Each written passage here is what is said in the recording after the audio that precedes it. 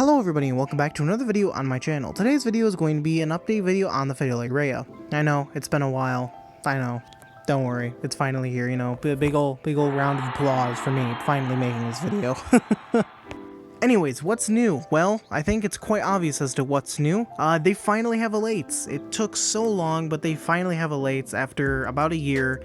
I do believe that they are currently still in season, but I do not believe for very long. I think these might be leftover alates from this season, but I don't know. I don't know, man.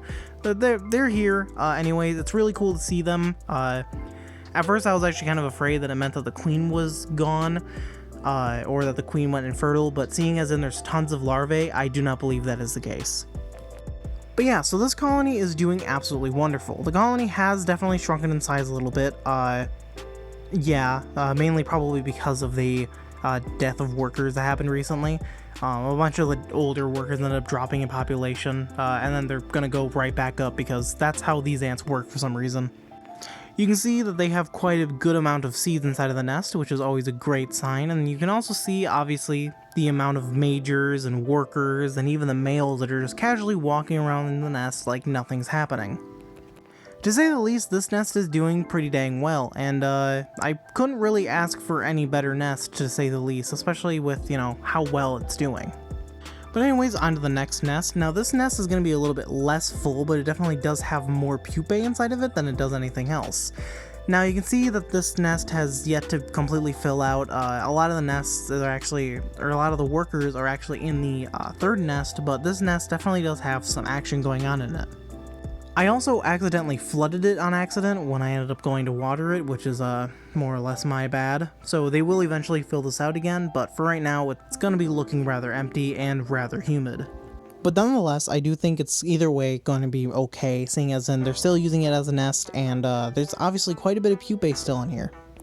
They also have quite a few of the large majors in here, so I do think they also are using this as kind of like a staging ground for going out and foraging, which I also think is pretty cool. This nest is also not directly connected up to the other two. This nest is actually connected up by a completely separate piece of tubing, which I will hopefully fix next time whenever I, start doing maintenance on the tubing. And this is the final nest. This nest is actually what I consider the dry nest. It's not really that humid in there. It only gets watered maybe twice a week. The other two are kept more moist, and it seems like they seem to like that type of change around where like different moisture levels in each nest. You can see this nest is actually the most active out of them all. It's mainly the big, huge, just worker and where the queen hangout area is. Now I was unable to find the queen in this footage because mainly she's just always absolutely just covered in workers, so finding her is always a pain. However, I will eventually try to find her, hopefully in the next update video, which hopefully shouldn't take as long as it took to make this one, because I was, just busy going out anting, and now it's starting to slow down. The focus on captive colonies is gonna end up coming back. But yeah, this nest is doing absolutely wonderful. As you can see, tons of larvae, a lot of eggs as well being stuck to the ceiling of it as well. But yeah, it seems to be doing pretty good. Now out into the outworld, you can see that they are just absolutely devouring whatever comes into their way. You can see that they are absolutely ferociously defending their nest against whatever, including my camera, which they really did not like the presence of. This colony has been eating quite a bit of meat.